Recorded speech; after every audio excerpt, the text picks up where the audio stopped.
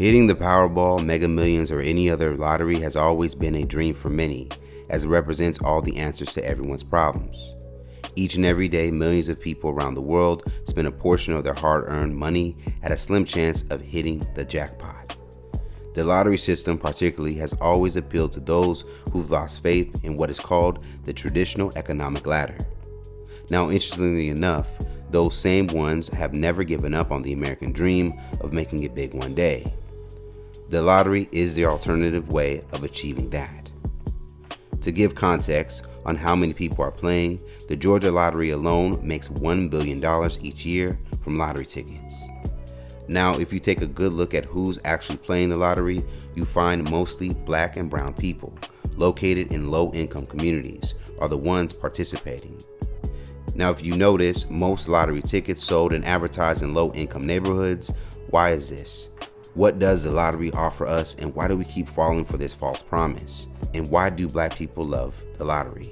It's been reported for decades lottery commissions have used sale tactics, mainly advertising, in order to prey on black communities. Stores that sell lottery tickets are often in lower income neighborhoods, usually black and Latino. According to the Washington Post, in the 1970s and 1980s, officials projected the low-income communities would provide a strong market for lottery ticket sales. This projection led to a bump in advertising in those specific neighborhoods, which led to an increase in sales. Now, the increase in sales allowed for more advertising that was invested in the same neighborhoods, which in turn led to even more sales, making this assumption and prediction accurate. The best thing about hitting the lottery, for the lucky few that do, it doesn't require for you to change your life in any way. Moving up in the world economically requires discipline and a change of bad habits and sacrifice. Winning the lottery allows you to skip the line with none of the hard work put in. Instead of betting on ourselves, most would rather bet on the lottery because it's much easier. Now, in reality, most Americans have a better chance of moving up the economic ladder through work or entrepreneurship than hitting the Mega Millions or any other equivalent.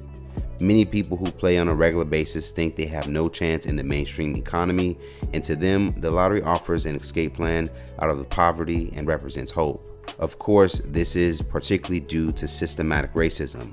In many of these low-income neighborhoods, black and brown people lack ownership. Other than the lottery, crime seems to be the only alternative way to move up in America. Originally designed as a source of revenue to help fund states, including schools, roads, bridges, and other public works, the reputation of lotteries quickly turned sour after several scandals and backlash on the grounds of corruption were denounced by reformers. However, just like prohibition, the illegality of the lottery didn't stop people from playing.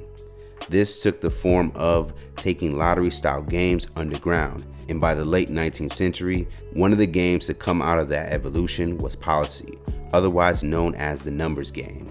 This form of lottery would have the player pick 3 numbers that will hopefully match the numbers that will be drawn the following day. Gamblers would often place bets with a bookmaker and bookie at a local tavern, bar, barbershop, social club, etc. The game is often associated with the poor and working class communities, most likely due to the fact that it could be played for as little as a penny. A 2023 article from the Washington Post titled "Lotteries Remain Popular in Black Communities Because They Give Hope" not only details why the numbers games are so popular in black communities, but also how they replenish the community through reinvestment. Numbers games were more than a chance to dream. If they were able to ward off incursions by white organized crime, black operators could build fortunes from the games. One of their few prospects for achieving wealth, and many made a point of reinvesting their riches in the black community. The game were also vital sources of employment, particularly of young black men who otherwise would have been hard-pressed to find well-paying jobs. Now, the underground lottery system seemed to be a good thing for the community, as it seemed that the black dollar stayed in black neighborhoods for a longer period of time because of the games. The first state-ran lotteries began in the 1960s, which spelled out the beginning of the end for underground lotteries independently ran by the neighborhood. The state-ran lotteries proved to be a safer alternative for bettors, and as the clientele shifted towards the states, the effects damaged black neighborhoods by putting thousands of number runners, mostly young black men, out of work. Now, it wasn't only the black communities that were affected by state lotteries, but poor working class communities as well. Before, those neighborhoods had the benefit of being reinvested into. However, the presence of state-run lotteries prevents this, has become a huge source of income for individual governments, despite the players still mostly being predominantly black. In recent years, the entire lottery system has been accused of systematic racism that targets poor and brown communities in America. As stated before, the state lotteries aggressively market and target to low-income communities at higher rates. This in turn blindly leads many of them to believe this is a way to quickly generate wealth. Now, in regards to this, CNN correspondent Nicole Terry Ellis and Justin Gamble wrote, "These communities are disproportionately made up of black and brown people. Critics say the consequence is that marginalized people will be driven into deeper debt by a system that is transferring wealth out of their communities." Now, the origins of every stereotype in America can be traced back down to advertising and the media. This is how perception and influence subconsciously materializes. For decades, the United States lottery has strategically marketed in black and brown neighborhoods and the television stations that bring in mostly black audience.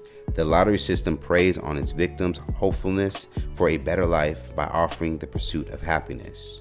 The promise of the pursuit of happiness is what draws people into the lottery and life in America.